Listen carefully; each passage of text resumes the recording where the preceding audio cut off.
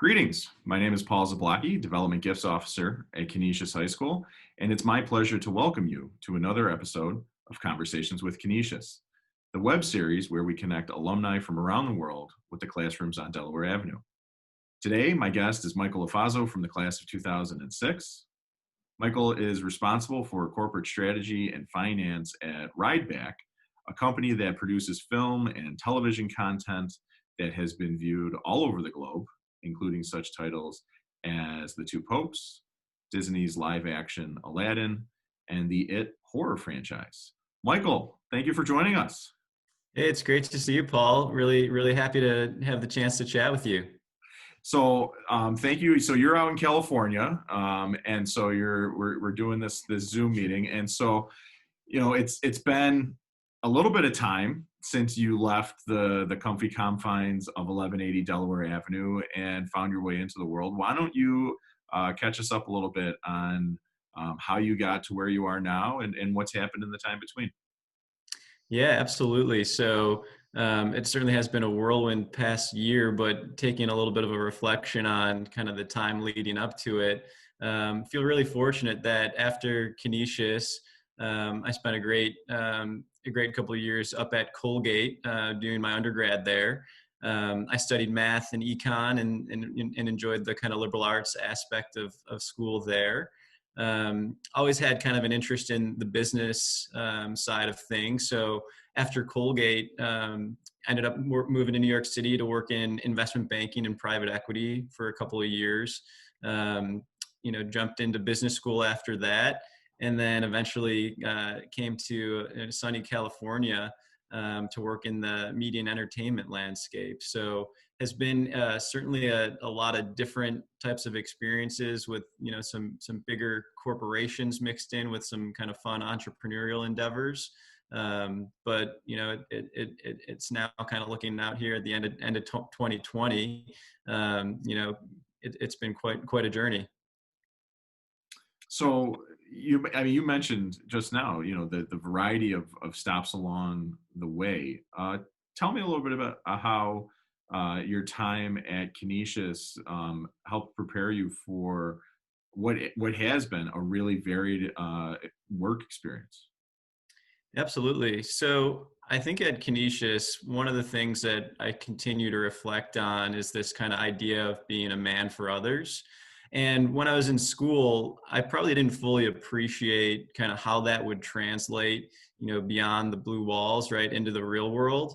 But what I've really kind of seen is that it's really a mindset. It's really how do you treat other people in your day-to-day functions?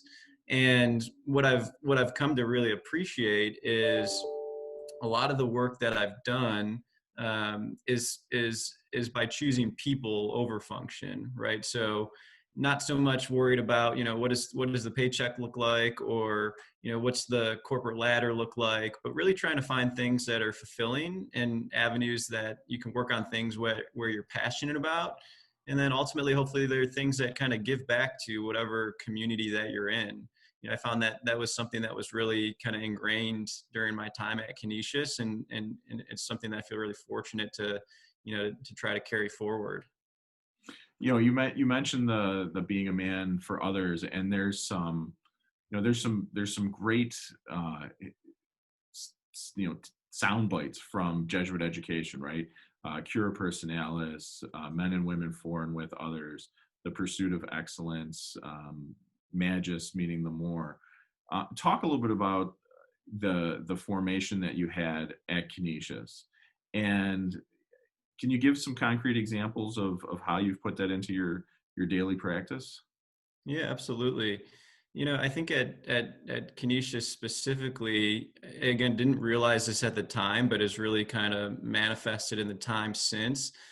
I think that kind of humble grounding and idea of men and women for others, it actually sets people up really well to be able to kind of adapt to times of adversity.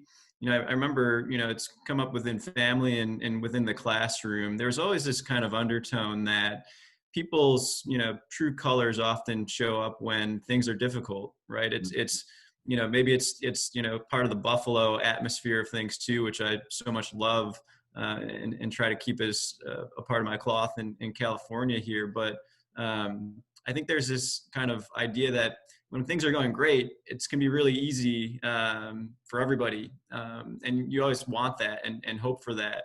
But oftentimes, when things are challenging, that's when I think a service-oriented mindset and a problem-solving mindset, and kind of this idea of how do you be a giver as opposed to a taker, can be really compelling, because the people, whether it's in a social setting or a professional setting, I think ultimately people really gravitate towards that mentality of people who are givers, right? People who try to put themselves out there to help other people, and that definitely was a huge part of what I took out of Canisius, and again try to kind of find ways to weave into my context right now.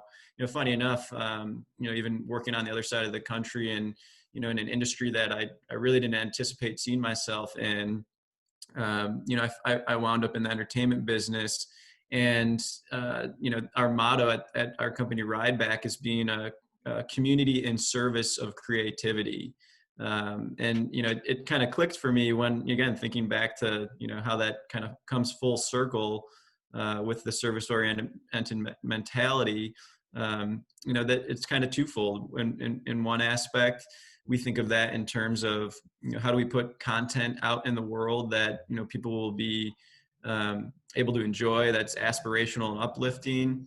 It's how do we kind of uplift diverse and inclusive set of creators that we work with. And then very importantly as well, kind of what are the things that we can do within our local community to kind of use our platform to support that community and that community building. So on a lot of levels, it's actually really similar to, I think, kind of what I found on Delaware Ave. So you've found yourself working in some of the most competitive and challenging work environments, investment banking and finance in New York City and Manhattan on Wall Street, the entertainment industry, in the heart of the entertainment capital in LA and Hollywood. Talk a little bit about where you find success, and also, looking at your peers, how do people break into those environments and find themselves being successful in those environments? Yeah, I always like to think that when you can kind of map something that you're passionate about with people who are willing to support you, it's a great recipe for putting yourself on a path to be able to kind of stay motivated, stay hardworking, hopefully stay humble, and just keep pushing things forward. I remember when I had started in investment banking, the long hours that go with it. You have to ask yourself, what's the broader why of why you're doing something. And I found that on a short-term basis, if the why is just I'm trying to get to the end of this project deadline, or I'm trying to turn in this assignment, a lot of times you kind of run out of steam with that. And I found that, at least for me, the why of if it's trying to build a skill set, trying to continuously learn about different topics, if it's trying to see how that will help you be better at whatever you're trying to do, and kind of what the broader impact of it could be, that's where I tend to get a lot more excited. It's a little bit longer term oriented, and I found that pushing those things forward, especially with a little bit of an entrepreneurial mindset, is a really great way to to just continuously be learning. Just share with the viewers a little bit about what entrepreneurial enterprises you've been a part of. Absolutely. So after doing a couple of years in finance, when I moved to LA, I had an opportunity to start a business with a friend from college who actually just lived right down the street from me out in Santa Monica, and we ended up building a small business that did technology staffing and recruiting for different engineering companies, so technology engineers. really a rewarding experience, in that, it was for the first time had the opportunity to, hire a couple of people and try to build a company that, all the problems and challenges that come with it. But it was something that we absolutely loved doing. And when we started to see it having a little bit of an impact, and things kind of starting to work over the time being, it became this kind of, again, that figuring out, what is it that you're passionate about. And for me, in doing that process, I ultimately learned I loved working with the people on our team. It just gave me so much energy to go in and work on different things every day, that it kind of, again, a little bit less of what was a specific industry or the specific task at hand, and a little bit more, who are the people that I was working with. So that was, again, really, really kind of an energizing experience for me.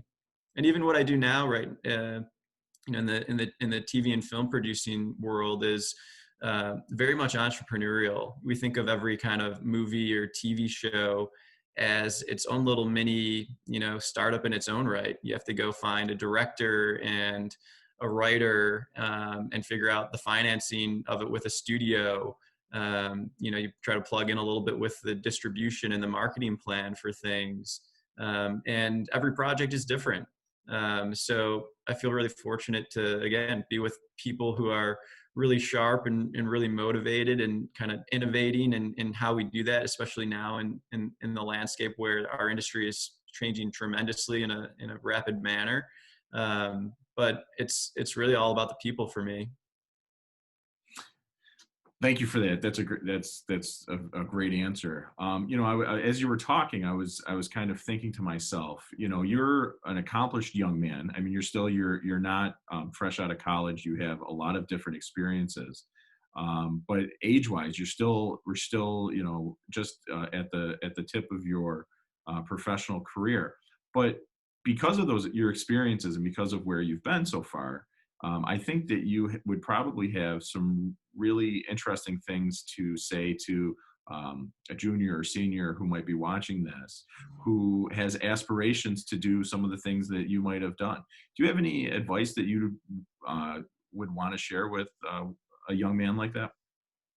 Yeah, absolutely. I think, with the kind of tremendous education that Canisius provides, there's so many kind of problem solving skills in the tool set there that, I certainly encourage you to kind of think big and don't be afraid to think outside the box and figure out what, level of, risk within a comfort zone you're willing to take to go and kind of make your ambitions happen. I think I found for me, it was always, an enjoyable uphill battle, I'll call it, right? To kind of find my way into different industries and try to, take on entrepreneurial things.